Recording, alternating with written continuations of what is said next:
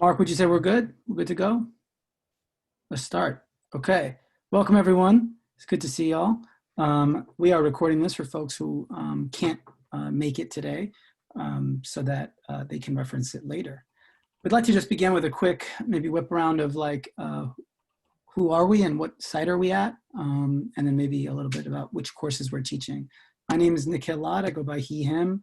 I'm one of the ethnic studies coordinators for the district, along with Art Nelson Concordia. And I will pass it to Mark. Hello, everyone. Mark Aquino. I teach at Abraham Lincoln High School. I teach 2 sections of honors ethnic studies and 2 sections of 9 through 12 ethnic studies. And I go by he, him, they, them. Jerome. Hello, what's going on, everybody? It's good to see you all. My name is Jerome Matawaran. I am a U.S. history. I teach 3 sections of U.S. history and 2 sections of ethnic studies at Galileo High School. We'll pass it on to, or I go by he, him, his. I'll pass it over to Sarah.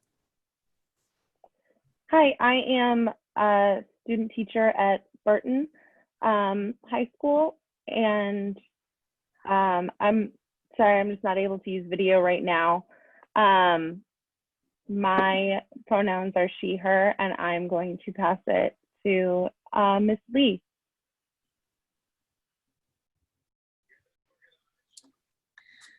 Greetings all, I'm a retired SFUSD, and I taught at Thurgood and Burton and Civic Center Secondary for middle and high school. And so I'm a day-to-day sub, whatever that means, but it's really important for me to stay in touch with what's going on in education, and I do it through my political activism, and also I live in a large housing co-op in Bayview Hunters Point for 25 years at a place called Northridge Co-op Homes. 80% of us residents, 80% are Black, and I work with youth here, and I just feel it's really important for me to hear their stories and fully understand, even though we live in the same community, you know, we come from very different personal histories, and I think personal history is a very important part of ethnic studies, or any studies, but that, and I'm really happy to be with all of you. I'm very honored. Thank you. Welcome, welcome, welcome. Do you want to call? Oh, sure. Let's see, Ms. Guevara. Can you tell me what the prompt is one more time? Name, pronoun, site. Okay. Ms. Guevara at Burton, or Margarita Guevara at Burton. Yeah. Awesome. And I think Emily? I don't think we've heard from you. Yeah, hi everyone. I'm Emily Eflin. My pronouns are she, her, and I'm at Wallenberg. Great. Appreciate you all for being here. I think one of the things that we're hoping to get accomplished today is to provide, we got some emails, and basically over the summer, we, a few ethnic studies teachers got together. Ronaldo Kani and I came together to write the launching unit that you may have seen. That was like 2 weeks worth of lessons around just forming community with folks that was open to like any kind of history, social studies teacher. And then Brother Mark here put a lot of work into kind of adapting the existing Unit 1 ethnic studies into something that could be taught through this digital distance learning. And so he put in a lot of work over the summer to kind of modify what already exists and even throw in some new stuff to kind of to do a lot of the identity work that y'all were already referencing with our young people. And so he's going to kind of facilitate us through some of that. And so in the chat, you can see a link to that unit overview. And so I would have that up if you don't already have access to it. The other piece, and I'm going to go slow just because I know technology is a lot to kind of handle right now. The other piece that we are going to be navigating just for future communication, like let's say there's some more units to share with you, I would encourage everyone to click on that last link and join our Google Classroom so that you can regularly be updated with new information. So those are some relevant links for you to check out. Now, one of the ways that Mark has been engaging his youth in the kind of information that he's doing, and not just the Jamboard, breakout groups, comeback, breakout groups, Jamboard, is through this app called Nearpod. And so it's a district approved app, so that you don't have to worry about. And I think, Mark, everyone has access to it, right? Because they have a district email. Yes. Yeah. And so you might want to just check out his instructions here so you can follow along and participate in the activities that he's going to be doing. Because one of the things that we believe in this ethnic studies program is that we learn best by doing. And so we could tell you about the unit, but it would be better if we could have maybe you experience a piece or two of it. And so the Nearpod experiential, and then later on, Mark will be taking us through his identity avatar activity so that at the end of this, we can create something that hopefully we could say, you know what, I could do this shit with young people. I do it myself. And so that's what we're trying to facilitate today. And so before Mark kind of gets into the framing of what came up for him when creating this, I just want to kind of start with this. Whatever we present today, there's no mandate about needing to teach any of it in any particular order. You can use it, disregard it, or modify it as you see fit. This is only the attempt of the two of us to try to create a curricular resource to be of benefit of you or in use to you. We created this in the summer before we even knew anything about anyone's schedules. And so we were given kind of like a pretty strict template to follow that we tried to like make less rigid, but it's going to require adaptation. There's nothing here that's going to be like, I can't do this in one day, or this isn't the way my schedule works. We know, don't trip, just kind of, hopefully there are ingredients here that you can make a beautiful meal with. I'm hungry, I guess. I'm talking about food a lot. The second piece is that we were given 4 weeks that we had to that Mark had to plan for. So you might say, well, for me, my ethnic studies unit 1 was like 8 weeks. There's nothing I could, 4 weeks was like half of it. And so we know that too. And so this is not a full quote unquote unit like we're used to knowing, which who knows what, regular teaching is anymore. But this is basically the way to maybe jump off into a unit. If where this unit has to end because we were given 4 weeks is not where you would end it, don't end it there. Do something else, extend it. Maybe you want to extend it with an autoethnography assignment. That's all good. We just were given a 4-week hard deadline and we're told you cannot do 1 day more. So that's what kind of the constraints were. I just want to kind of let folks know what we were working under so that you could then figure out okay, here's why I know this ends here and think about what you could do next. Mark, would you say that sums up kind of a little bit of framing for the piece? Yeah, that was a great way to frame it. All good.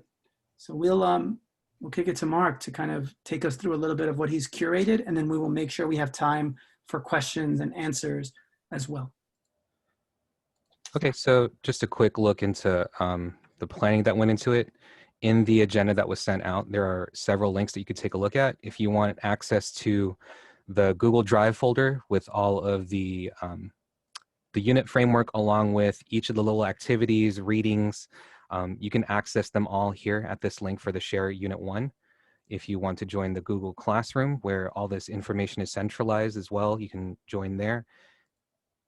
And then just to overall just begin to talk about why I set up my unit in this specific ways. I really think that a lot of what identity formation is for our students is it has to be through social interaction.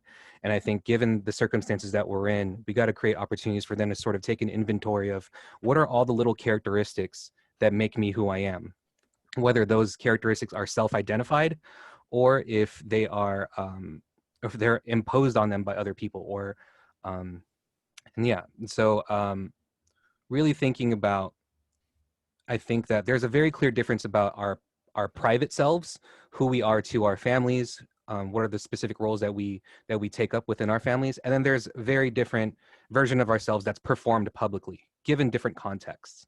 And so I talk about how maybe how you act as a as a member of a basketball team doesn't reflect how you act as maybe as an uncle or an auntie to nieces and nephews.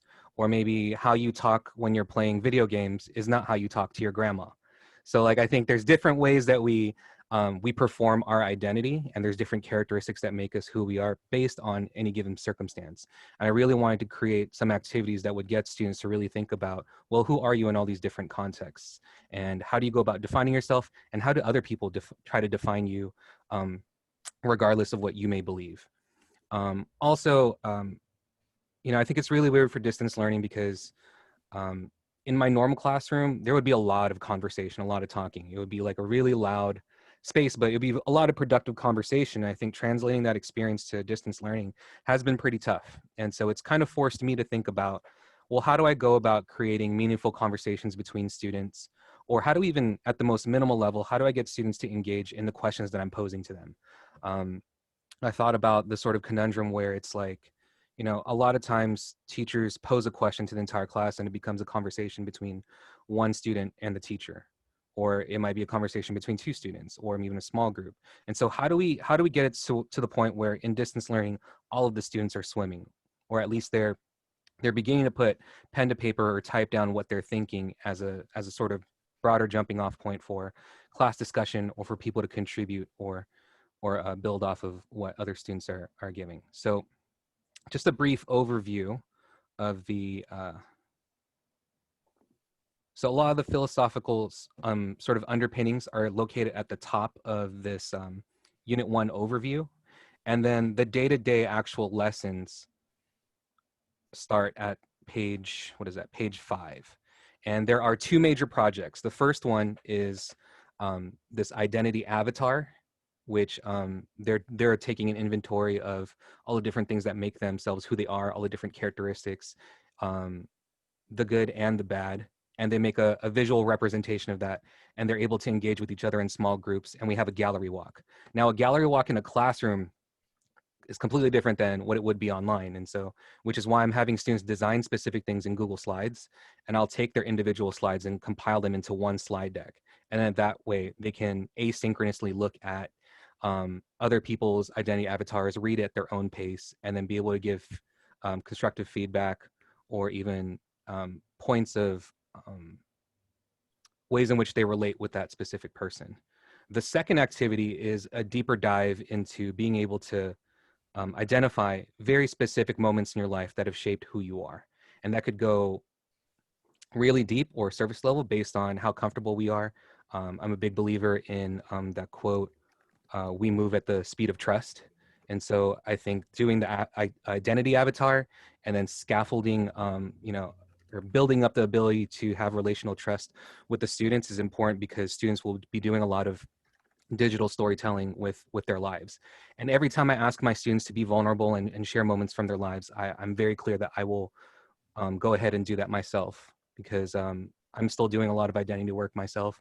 And I think it's important that as a teacher, it's important to sort of be that model for humanization. So in me telling my story, I'm also humanizing myself, because some kids might come into class like, oh, this is just another adult who's here to flex on me or whatever. But it's really not what my class is about. So I think starting off with a lot of these identity activities is a good way to set up the context for a greater conversation about humanization, dehumanization, and taking a look at how history is taught and where's their personal place in history. So other than that, that's just a brief overview of all the different things that we cover within this 4-week unit. The weird thing about the scheduling is that the second class of the week and the third class of the week is usually 75 minutes. And then on Mondays, we have 40-minute classes. And so rather than me trying to squeeze content on those 40-minute Mondays, I try to do a lot of things that would have been covered in advisory. So making sure students are on top of academics in their other classes, making sure that we're doing like mini workshops on like trust or like valuing friendships and things like that. So a lot of holistic work is what I'm going to try and fill into Mondays, and then actual ethnic studies content and work days are split between the second and third class of the week. So there's 3 classes total per week. Are there any questions about what I've covered so far, or any insights that you all might want to share?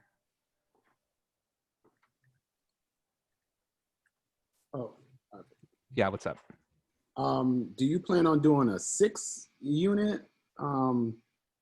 Because if you take Mondays off, like, I'm not that I'm worried, like, oh my gosh, I can't push enough information, but I'm just curious, is like, how many units do you plan on doing towards the end of the year? Or are they all going to be like 6 4 units, or how's that?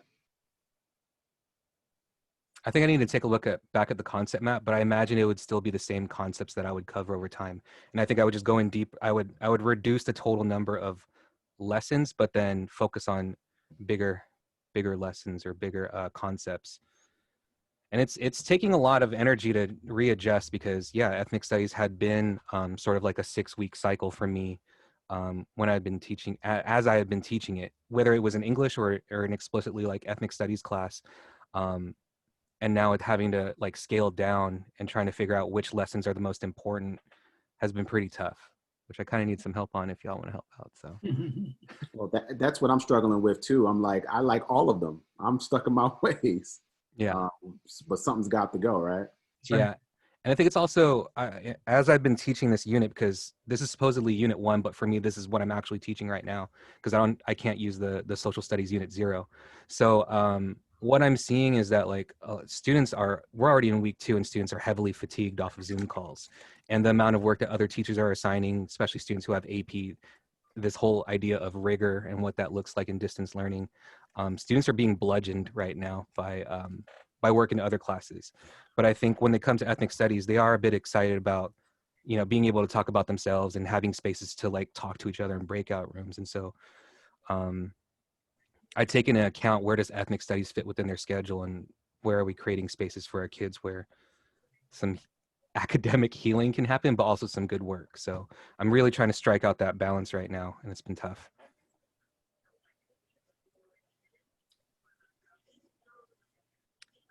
Cool. So Nikhil, where are we in the agenda right now? So what we wanted to do is just be attentive to some of that Zoom fatigue, and give folks a 5-minute break to come back at maybe 2:51, and then we're going to take folks through one of the key activities that Mark has facilitated for his students. And actually, I might just plug that he's actually teaching this unit right now, right, Mark? Yeah. Because of the makeup of his classes. So if you're a teacher or know someone who's got multi-grade ethnic studies, like 9 through 12 in one class, he would be a really good person to talk to, because he's negotiating that as well. And so he started with unit 1, not the launching, because the other history classes were doing the launching, and he didn't want to have students do the exact same thing twice. And so he can also provide expertise on kind of like having actually taught all this, in the last week or so. Not maybe all of it, but started it. So let's take 5. We'll come back, and then we'll facilitate folks through some unit 1 activities to give folks maybe like a deeper dive, right? Than just the satellite view. Sound good? All right. Let's come back at 52. Okay.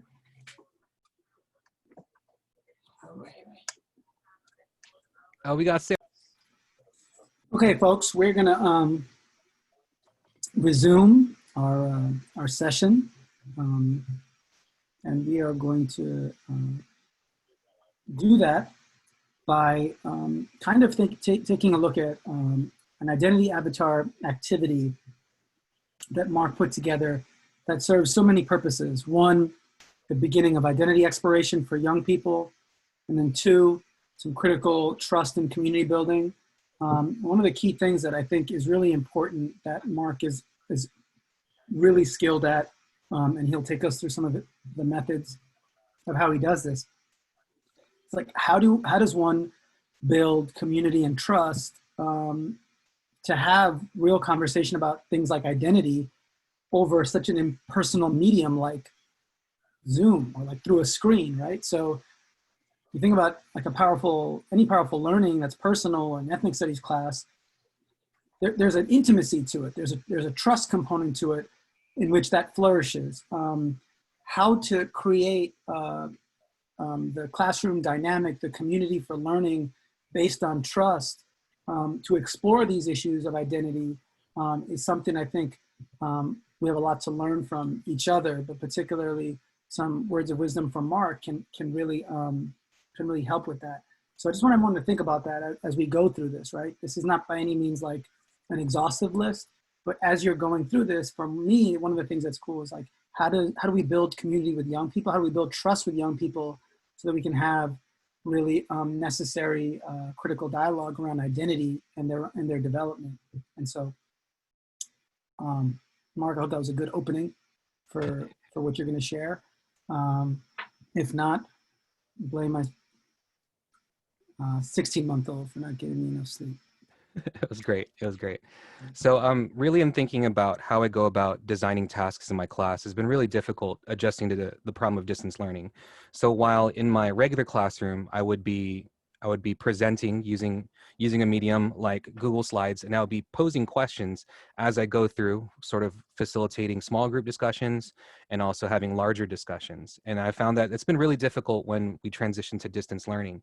And I found like an interactive way to make sure that there is student production linked to every question that you're throwing out, and not so much in an impressive way, but really trying to draw out student opinions so that on one hand, if they're really apprehensive about sharing, you can anonymously pull up a student answer and share it with the class and ask students to contribute or to even challenge it, without having to cold call or pull up or call out a student by name. And so to get us ready for this activity, could everybody please go to nearpod.com and input this code? It's EWDJR. And you're going to be logging in as a student. So you can use your district login and you can join as a student. If you're not familiar with what Nearpod is, it will ingest any Google slide presentation that you have, and it will insert prompts in which you can get interactive student engagement. So that could be anything from a poll to students can draw, students can do short answer responses, and all of that will be collected in a teacher-facing container that you can present for all of your students to see. So EWDJR, go to join.nearpod.com, or you can also use an app.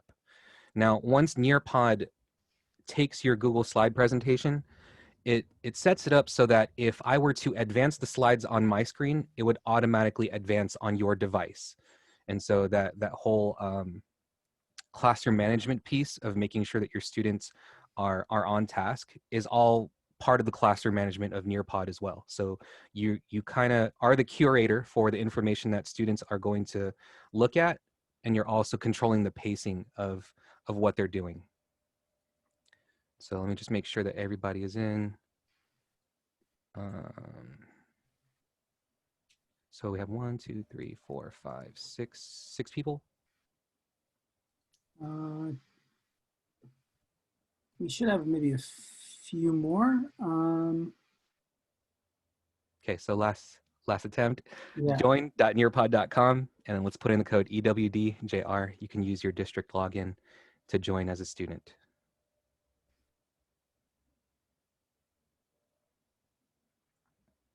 Let's go 30 seconds.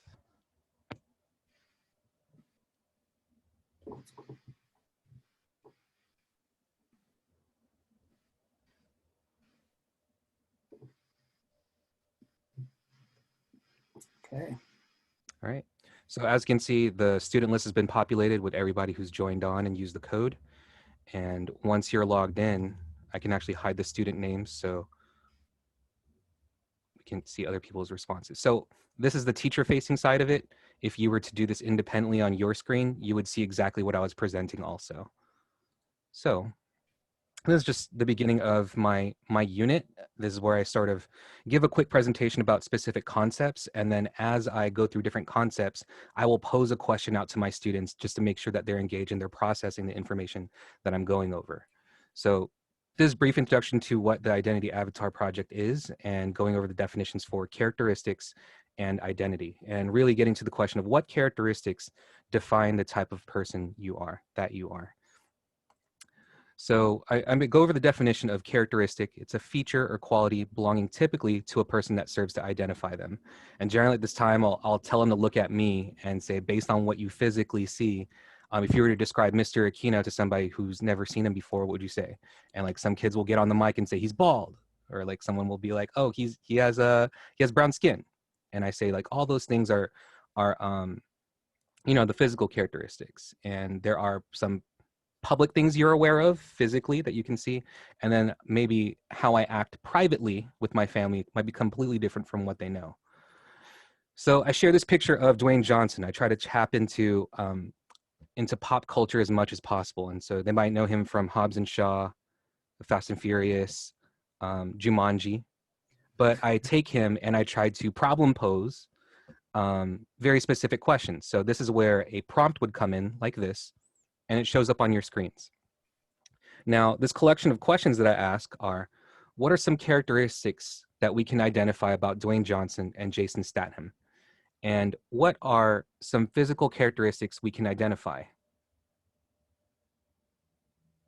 So at face value, what are some things that we can say about Dwayne Johnson or The Rock, if we're familiar with his work, and also Jason Statham?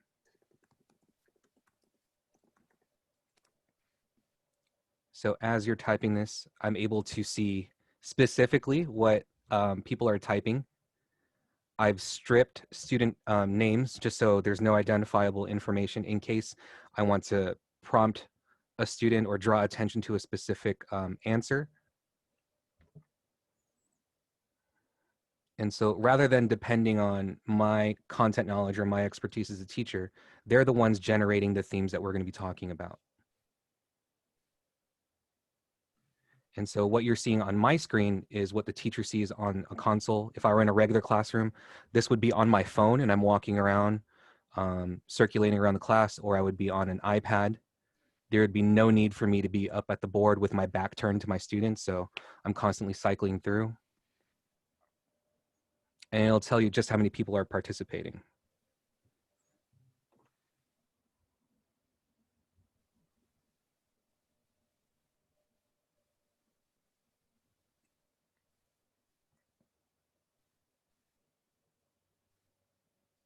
And then obviously there's a timer, so I'm giving wait time for people to contribute.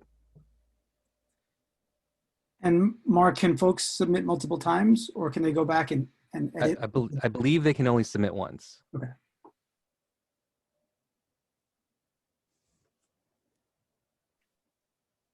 And so there's all these different It answers. says you can edit can edit. answer on my. Oh, you can edit answer? Very good.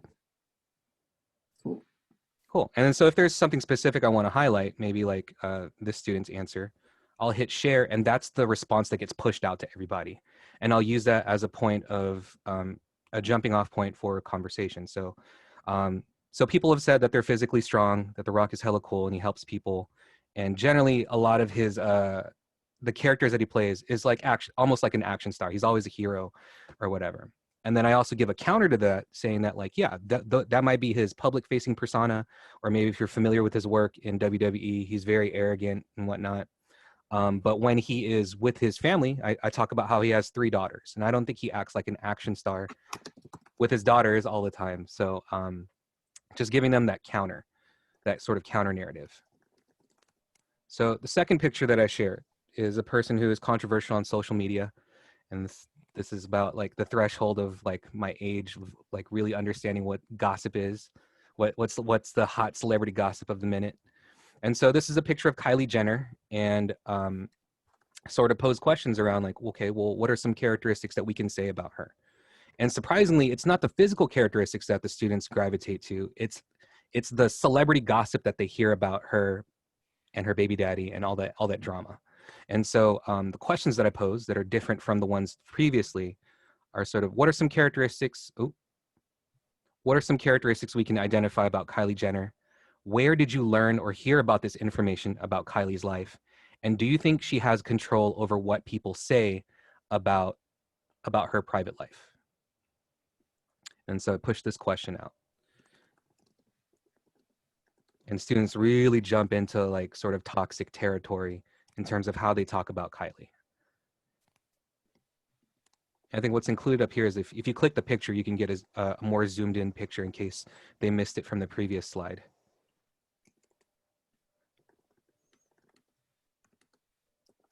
Yeah, that's a good question. Sarah put in the chat, I wonder what makes people talk about her drama rather than her physical characteristics. And I think also a lot of students said plastic surgery. They were tossing out really like nasty things. And it's important to uptake those answers and recognize them, but also problem pose them back at the students. Why is that the one thing that you know about her? Or why is that the first thing that you gravitate towards? And also there are students who may not know who she is entirely at all, but then they can also gauge, like, based on what other people are saying, if this is the story that's being crafted about her, is she in control of that? And I talk about TMZ and like celebrity gossip, and they're just like, okay.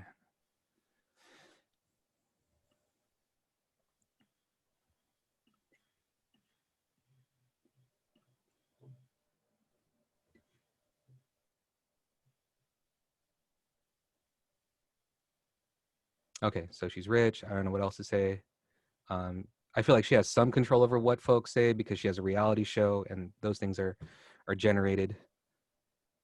She's a female with dark hair. E! News. Okay, and so for the sake of conversation, let's just continue moving on. I talk about Cardi B. So Cardi B is a rapper who is known for being very sexually explicit, and that's a part of her persona. She owns it. I don't knock it. Students will bring up her recent video, WAP, or however you would say it, and I think you all know. Do you know what it stands for? We don't have to go into that right now. Okay, all right. But it is a very sexually explicit music video, Yeah, and that's what students gravitate towards. And immediately I'm like, well, what's the stark contrast here with how this picture is presented? And obviously she's more clothed than usual. She's holding her daughter, and it's trying to present her as a mother, and it's a complete contrast to her public persona, and the fact that it's on Vogue and not some hip hop magazine. And then BTS just recently released a music video, and I think students talk about BTS as like these celebrities who can sing and dance, and they're international celebrities. But what's minimized is their work with United Nations focusing on mental health issues. And they have a campaign called the Love Yourself campaign, and they're actually doing a lot of work with teens and mental health issues. So just to zoom forward. So what is Cardi B typically known for? How is this picture different representation of her than what you're used to seeing? So I think overall, we have a good idea of how I facilitate conversations with these students. And I think this is a good way that we can make sure that everybody's participating and not just passively accepting, whatever your concept you're teaching about or whatever lecture you're talking about. It's important to pose these questions and also have a container to capture student production, and not only do the uptake, but to also take their answers and acknowledge the knowledge, but also build upon what other students are giving. And so this is how I'm going about facilitating conversations in my class. And then the last example, I share pictures from my own personal life. And it's obviously a picture of me hanging off of a cliff in Yosemite, and a picture of me doing fishing. And I tell them that who I am as a teacher is I selectively choose what information I share with my students. And if you cannot access these pictures because they're on my social media accounts, but I pose the question, if a parent or someone from the teaching community were to see these pictures, how might they sort of misconstrue the story of Mr. Aquino? And I gave an example of maybe like a parent would say, oh, this is what Aquino does during his off time. I wouldn't trust him with my child. Or like Aquino jokes around too much. I don't trust him being a serious history teacher. And so I pose that sort of, I'm willingly putting out things on the internet, and I'm not in control of how people identify me through my characteristics. And I talk about how that's how it's sort of like a double-edged sword, since all of our students are on social media, and that can blow up into conflicts. And because I'm an adult, I'm not exempt from that either. But I also needed to take into consideration that how I go about valuing my identity and how I go about defining it for myself is sacred to me, and no one else can touch that. And if there's contrasting opinions about who I am as a person versus the story that people are trying to make about me, then that's just something that I have to address. So, and I gave that prompt again. And then I end it with this idea of identity being self-knowledge about one's characteristics or personality or a sense of self. And just really making sure that they're able to take an inventory of all their characteristics and to themselves valuing that as something that they've assembled for themselves. And whether they believe it, I mean, they should believe it, but no one should be able to take away what they believe about themselves. Then we sort of, in a secondary session, we watch this video from YouTube called Who Am I? And it goes into the really deep philosophical underpinnings of how things about our identity are go far beyond physical characteristics, but beyond our body, beyond what we think about ourselves. Even if we were to pass on, some semblance of who Mr. Aquino is, or whoever you are, will carry on based on people's memories, what they remember about you, the things you said, and the things that you actually did. And then we go into this activity of creating an identity avatar. They're going to go to avatarmaker.com and they're going to make a picture, a visual representation of what they think they look like. Along with that, there's 6 questions that they need to answer, and they're going to go ahead and assemble it into a Google slide, a single slide, or 1 or 2 slides, depending on size. They're going to copy and paste their answers into these bubbles, along with the visual representation of themselves and their name. And so I give them this template over here. They can replace the image with something that they create from avatarmaker.com, and then their answers to the questions in there. So the questions are also located in the 4-week plan. I've linked all the documents in order to do this. Now you could do a Nearpod version. I've given you a Nearpod augmented version of the Google slide deck. And there's also a regular Google slide deck if you want to go about presenting it in a regular way. Just to give an idea of what avatarmaker.com looks like. So you could choose any of your genders. I'll be female today. So you can choose your facial features, facial shape, nose, mouth, color.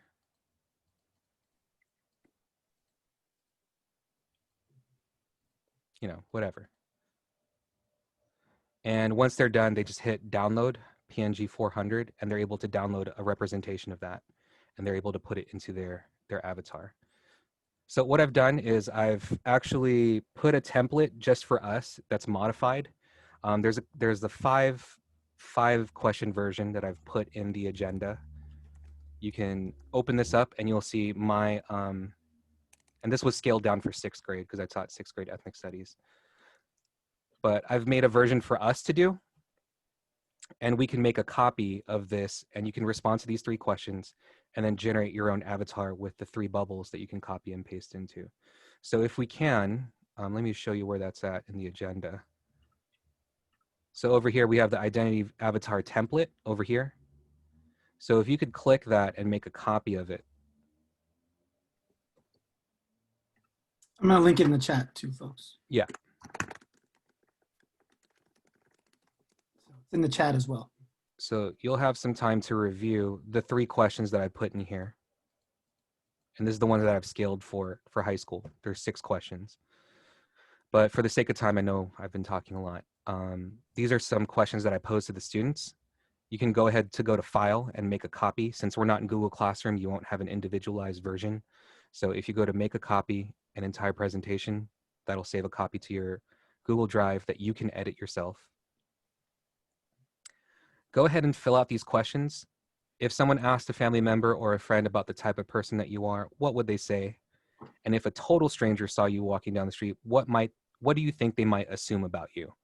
So definitely if like my mom definitely has a different relationship with me than somebody I'm riding with on the Muni.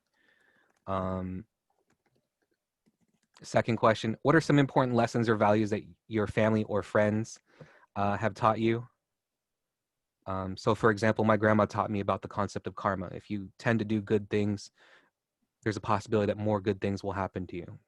And the opposite is true. If you tend to do bad things, you sort of welcome bad things happening in your life. The last one, and I think it's very important given the social context of our times. What do you think about current events in America? Given that there are multiple social issues that can be discussed, which issue impacts you the most? What is your outlook on how things are developing around that social issue in America? And then just do a quick journal. And in the following slide, there's a link to Avatar Maker where you can make your own picture and then copy and paste your answers into the bubbles here. So Nikhil, how much time do we have to do this? Let's say we have 10 minutes. Okay.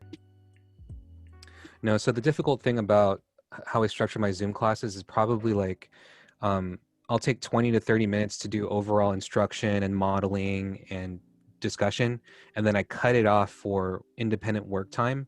And so ideally they have like 35, 45 minutes to do independent work, but I'm still on the call if they need me for any help. So students will jump into the chat and say, hey, Kino, I don't know how to download my avatar, and I'll jump on screen share and just show them how to do that. Or like I'm helping them with like clerical work, scheduling, and things like that. But I try to keep the actual me being live and talking to like anywhere between 20 and 40 minutes, and the rest of the time is independent work time. How many students typically do you have back on? Or is it like you never see them? I have 30. Okay, so out of 36 students, I tell them it's not necessary for them to turn on the camera. Unless they are in a small group discussion, then they can have their mic on, but I don't require it because who knows what the family situation is. There might be like 8 people in a 2-bedroom house, and like. Oh no, I was referring, that's important too, but no, I was more referring like, so after you hop off, I'm doing an activity where they're listening to a podcast, and I'm like definitely afraid, like once I tell them to, you know, go find your spot, then none of them are going to come back if they have any questions. Mm-hmm. So I was just curious as to, after you've, in your independent work time, how often, or, you know, what are you gauging in terms of like how many kids actually will hop on if they have a question? Well, they're all still on the call while they're doing their work. So none of them actually leave till about close to like 10 minutes till the actual bell rings. So they're still on the call doing work, and I just have quiet music playing, or I tell them like, you can go ahead and turn your camera off, put some headphones on, and then just do work. And they're perfectly fine because they do feel the need that whatever work is assigned has to be done within the class period. So I do try, I will burn like 2 class periods to be like, okay, look, this is your time to do the work. I'm not assigning any homework this semester. So we will stretch out extra time for you to do work and ask for help. So the music thing makes sense if you're like making like an avatar. Like I could jam and make an avatar, but what if you wanted them to read something? You're still holding them all in the digital space? Yes. And then like I have them do the work, and then while they're doing the work, sometimes I'll push them into individual breakout rooms, and then I'll just jump in and check in with them. I'll just ask like a check-in question just to gauge where they're at. So it's not like I'm full on releasing them. They just know that like I'm this lurker, this lurking presence that'll just pop in and be like, hey, so what do you think about this? Or like, did you check this out? Did you catch that? And so they see it as like, I guess I'm trying to be helpful as opposed to just imposing myself on them. Maybe what we could do in the time that we have is just to have folks in some quick, just share, we'll put folks in pairs just to share what they do have for their any of the reflection questions and or avatar. Just the idea of like, what was this experience like? What are some things that they could see doing in the classroom space? I guess, let me just ask real quick. Would folks like to continue in like as a large group, or would folks benefit from like having some interaction community time?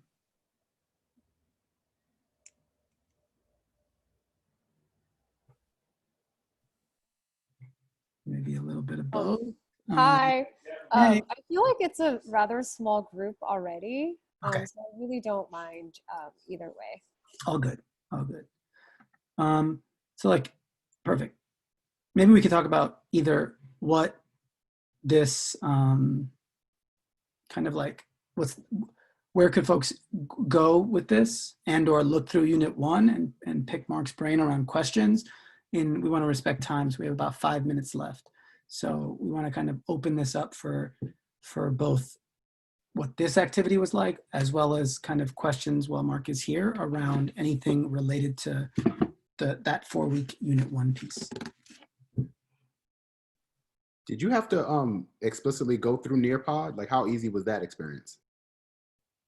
It's easy. I think like a lot of the students had some experience in other classes, and it's just as easy as putting the link in Google Classroom. They just click it, and then they show up there. So a lot of things that we have been doing, like Mentimeter, you go to the website, type in the code. You go to Nearpod, type in the code. And then from there, just count it down and then start the class. Okay.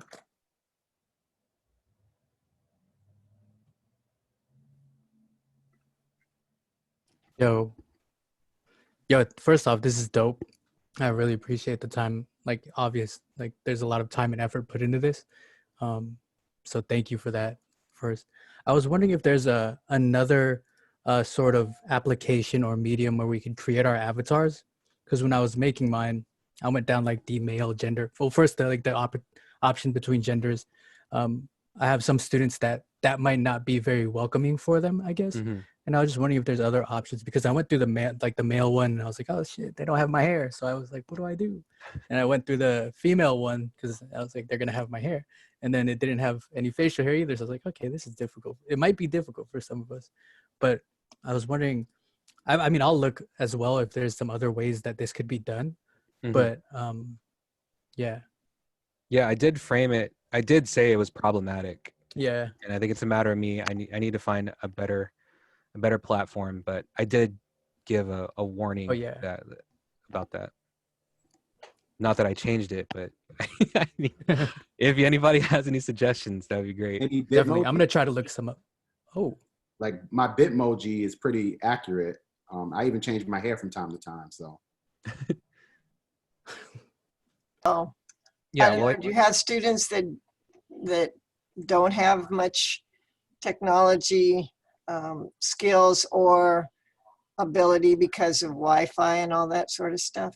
Yeah, and I also imagine accessing all this stuff through an iPad or phone is completely different than through a Chromebook, Mac, PC, or whatever. And these are things I'm just learning now and trying to figure out how to navigate it. Because let's say I give a tutorial on how to do Google Slides and I'm using my computer. And if you try to do it on an iPhone or an iPad, the interface is completely different. And it requires a completely different skill set to do that workflow. This lesson actually evolved from an identity doll. So it used to be an analog activity where students took construction paper and just made it themselves and they wrote out all their answers. So in my 6th grade class, it was a worksheet and construction paper and scissors and glue. And then for the digital learning age, I created this version of it. So it's still version 1.0. There's a lot of work that I feel, there's a lot of equity gaps for sure. And that just kind of comes with the territory and I'm just navigating it as it comes. But I probably would give that option. Like the students in other classes have just done it analog, drew it on paper, or have done their work on paper, took a picture of it and then uploaded it. And so for me, participation is important, not the end product. And I tell my students that, like how they process things and if they're able to just do any production around what I'm asking, that's full credit for me. So yeah. I want to respect folks' time, and it is 3:30. So we're going to just kind of close. Can we first just start by just giving some snaps or claps to Mark for putting this together for us? Really appreciate you, brother. Just in terms of the time and the energy it came into like curating these resources, which I hope will be a guide for us to kind of adapt. And please, by all means, that doesn't mean this is the only way. So if you come up with other adaptations and materials, please share them out. We'll send this link out to everybody along with the Unit 1 for folks. And we hope to do more of this stuff moving forward with Unit 2 and beyond. We just got to figure out kind of how that will all work. And so just kind of want to acknowledge the work and acknowledge your participation. Thank you for making time out of your day to come kick it with us and engage. Please share this with anyone you think would be useful. We're going to kind of close, but we're going to do a different kind of closing. We're going to close kind of off Zoom. And here's how we're going to do that. I'm going to put the instructions here in the chat, but basically what we're asking you to do is to basically go to that link, which is on Screencastify that came up in the chat. You're going to do this once you close this Zoom screen. So once we end this Zoom thing, you go to that, then you'll actually press record, and Screencastify will record you with a 2-minute, what's it called? Yeah, and then also like when this all disappears, you can also go to the agenda to find this link.